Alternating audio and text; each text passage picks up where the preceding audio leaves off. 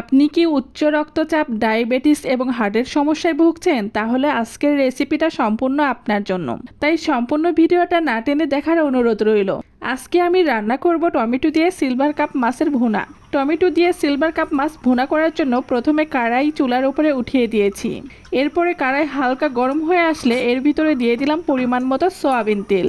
তেলটা যখন হালকা গরম হয়ে আসবে ঠিক এ পর্যায়ে এর ভিতরে দিয়ে দিব পেঁয়াজ কুচি।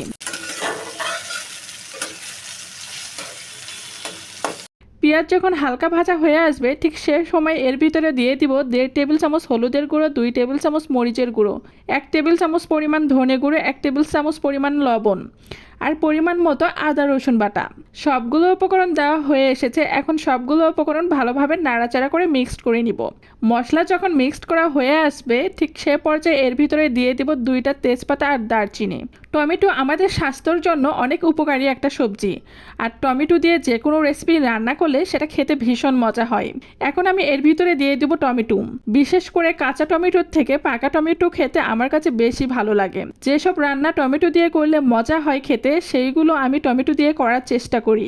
এছাড়াও টমেটো খেলে রোগ প্রতিরোধ ক্ষমতা বাড়ে, ত্বক চুল ভালো রাখে, রক্তচাপ নিয়ন্ত্রণে রাখে। এছাড়াও টমেটো দাঁত এবং হাড়ের জন্য অনেক উপকারী একটা সবজি। ক্যান্সার প্রতিরোধ করে এবং কোষ্ঠকাঠিন্য দূর করে। প্রতিদিন খাবার তালিকায় একটি করে টমেটো রাখা উচিত। খুব ভালোভাবে মশলাগুলোর সাথে টমেটো মিক্সড করে নিব।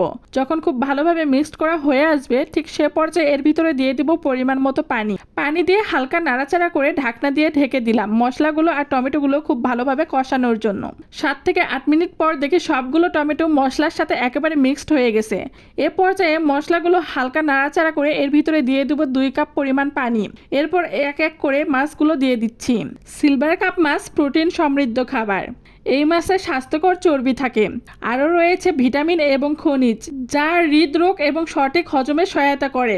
এছাড়াও এই মাছে রয়েছে প্রোটিন, যা হাড়ের স্বাস্থ্যের জন্য অনেক ভালো। 15 থেকে 20 মিনিটের মতো রান্নাটা করে নিয়েছি। 15-20 মিনিট রান্না করার পর ঝোলের পরিমাণ একেবারে কমে এসেছে আর রান্না থেকে খুব সুন্দর একটা ফ্লেভারও চলে আসছে। টমেটো দিয়ে সিলভার কাপ মাছ রান্না করলে খেতে খুবই মজা লাগে।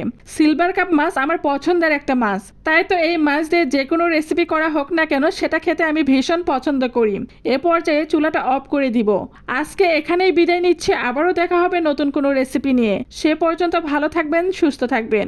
Thank you so much for watching my video.